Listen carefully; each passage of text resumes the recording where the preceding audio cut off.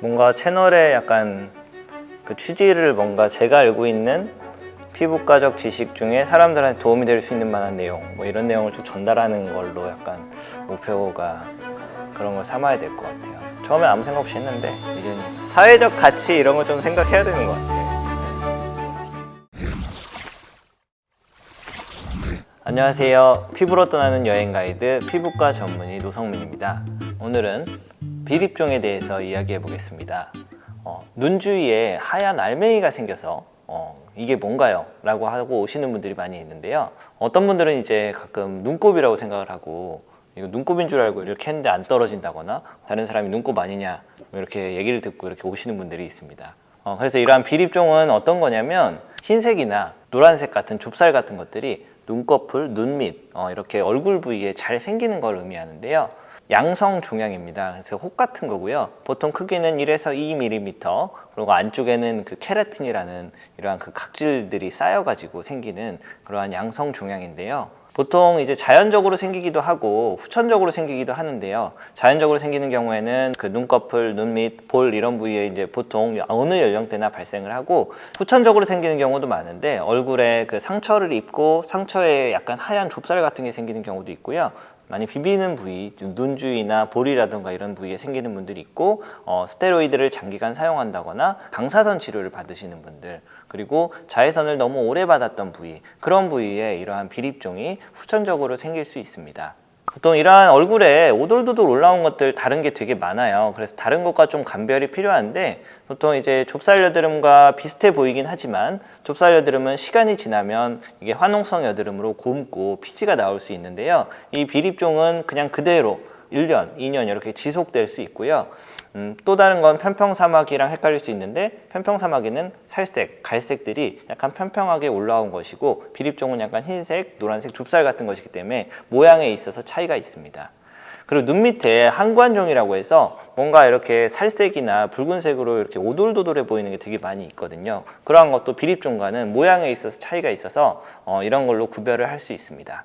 이러한 비립종은 치료하는 방법은 굉장히 간단해요. 근데 이제 스스로 치료하는 거는 좀 어렵고요. 보통 병원에 오시면 이게 마취크림을 바르고 레이저로 약간 구멍을 낸 다음에 짜면 쏙 쌀알처럼 잘 나옵니다. 왜냐하면 피부 표면에 거의 바로 밑에 하얀 알갱이들이 뭉쳐 있는 것이기 때문에 이게 무슨 깊이 있거나 그런 것이 아니라서 뭐 흉터를 남긴다거나 이러한 경우는 거의 없습니다. 되게 간단한 그 질환이고 뭐 간단한 시술로 해결할 수 있는 비립종인데 스스로 해결하려고 약간 눈 주위에 있는데 식초를 바르면 없어진다더라, 손톱깎이로 없앤다더라 이러한 것들을 하시는 분들이 있어요. 뭐 믿기지 않겠지만 믿기지 않는 건 아닌가? 저는 좀 믿기지 않는데 가끔 그렇게 하시는 분들이 있어서 특히 이게 눈 주위에는 눈에 손상을 줄 수 있으니까 절대로 하시면 안 되고요. 병원에 오시면 정말 간단히 해결할 수 있기 때문에 이게 눈에 있거나 이게 신경이 쓰이시면 그냥 병원 오셔서 깔끔하게 제거를 하세요. 시간이 오래 걸리지도 않고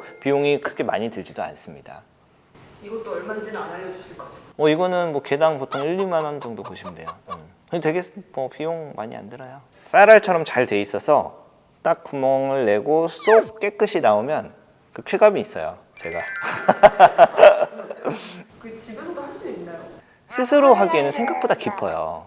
그래서 이렇게 막 하거나 이렇게 손톱깎이로 해가지고 될 거라고 하는데 생각보다 정확히 포인트를 잡아서 조금 깊게 뚫어야 되거든요. 그러니까 집에서 하기가 쉽지 않아요. 자, 그러면 이 비립종을 어떻게 하면 잘 생기지 않도록 예방할 수 있을까요? 첫 번째는 일단 비비지 말아야 돼요. 제가 잘 보면 일단 얼굴 비비는 사람들이 비립종이 잘 생기십니다. 예를 들어 무슨 알레르기 결막염이 있다거나 비염이 있으시다거나 이런 분들은 이제 자꾸 가려우니까 비비시잖아요. 그런 분들은 이제 눈 주위나 이런 데 하얀 좁쌀 같은 게 많이 생겨서 오시기 때문에 일단 비비지 않도록 하시는 게 필요하고요. 두 번째는 화장을 잘 지워야 되고 너무 두꺼운 보습제를 사용하지 않아야 됩니다. 이게 너무 두꺼운 thick한 그러한 크림이나 연고를 쓰게 되면 각질이 잘 배출이 안 되고 잘못하면 안쪽으로 들어가 버리거든요. 그러한 경우에도 비립종이 생길 수 있기 때문에 화장을 잘 지우고 너무 두꺼운 보습제를 사용하지 않도록 하는 게 필요하고요. 마지막으로 늘 나오는 내용이지만 자외선을 많이 쬐었을 때도 얼굴에 비립종이 생길 수 있기 때문에 자외선 차단은 꼭 하는 게 필요합니다. 자, 오늘은 그 하얀 좁쌀처럼 생기는 눈곱처럼 보이는 비립종에 대해서 얘기했고, 원인, 치료법, 예방법에 대해서 쭉 말씀을 드렸습니다. 저는 다음에 다른 내용으로 찾아오겠습니다.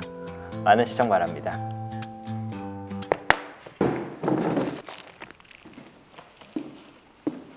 끝.